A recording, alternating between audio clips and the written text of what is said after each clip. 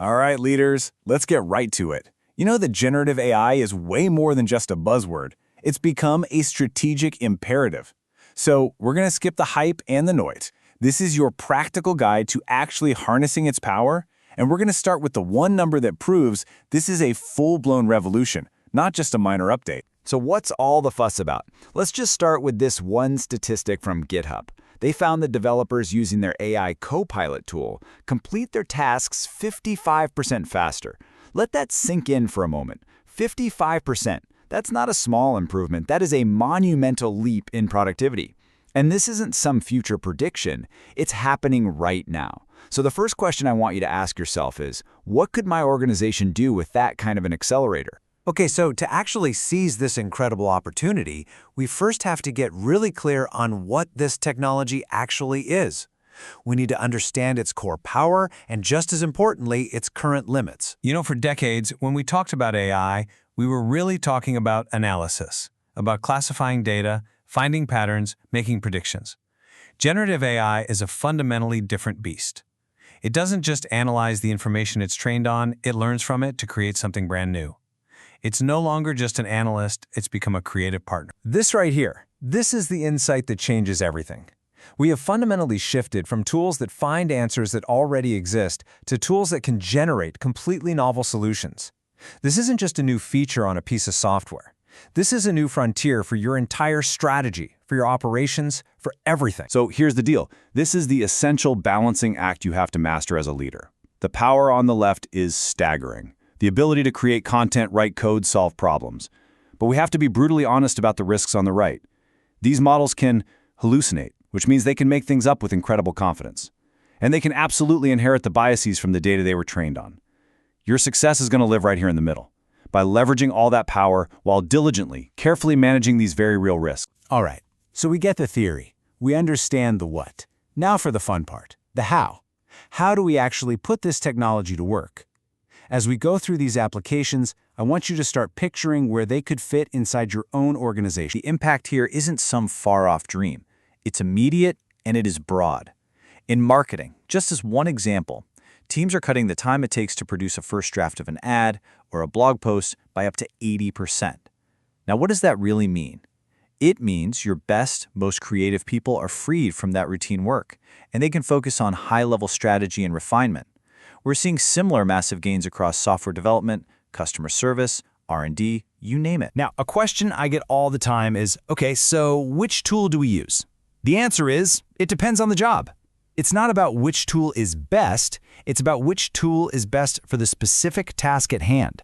Think of it like a toolbox. For general creativity, brainstorming, just getting ideas down, ChatGPT is your versatile, all-purpose workhorse. But if you're dealing with high-stakes work, sensitive documents, or complex strategic analysis, Claude's focus on safety and nuance makes it a much stronger choice. And for your developers, it's a no-brainer. Copilot's deep integration into their coding environment is an absolute game-changer. The key is to match the tool to the task's objective and its level of risk. Okay, you see the potential. You probably have a dozen ideas swirling around in your head right now. But this is where so many organizations get stuck, moving from those great ideas to actual implementation. So let's walk through a clear 3-step playbook to get you from that first pilot all the way to scale. We break this journey down into 3 very manageable phases. First, you assess and plan. This is your reconnaissance mission. You identify those high-impact, low-risk starting points, the quick wins. Second, you run a pilot, a small-scale test to learn, to build momentum, and to prove the value.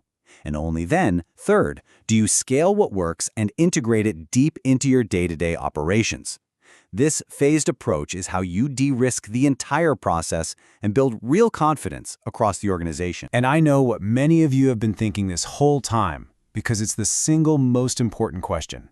What about the risks? Data security, protecting our IP, ensuring accuracy, these are absolutely not trivial concerns. So let's address them head-on. The good news is these risks are manageable. But the strategy can't just be about technology. Yes, of course, you need enterprise-grade platforms and clear data policies. That's table stakes. But the real solution, the thing that makes this successful, is human-centric. These last 3 points are your core strategy. Mandate human oversight. A human is always in the loop, always. Use these tools for augmentation, not replacement. You're giving your people superpowers, not showing them the door. And finally, you have to invest in reskilling your teams. That is how you build a resilient, AI-powered workforce for the future. All of this brings us to our final and maybe most critical point. In the coming years, implementing AI responsibly and ethically, well, that's not going to be just a compliance issue. It's going to become one of your core competitive advantages. This is the ultimate goal. This is the whole game. Success isn't choosing AI or humans. It's about achieving that perfect synthesis, blending the incredible speed and scale of artificial intelligence with the irreplaceable creativity, wisdom, and judgment of your people. That is the winning formula for leadership in this new era. So we'll leave you with this thought. The impact of generative AI on your business is no longer a question of if, it's a question of when and how. The real question, the one you need to be asking yourself, is how will you, as a leader, guide your organization through this transformation? The journey starts now.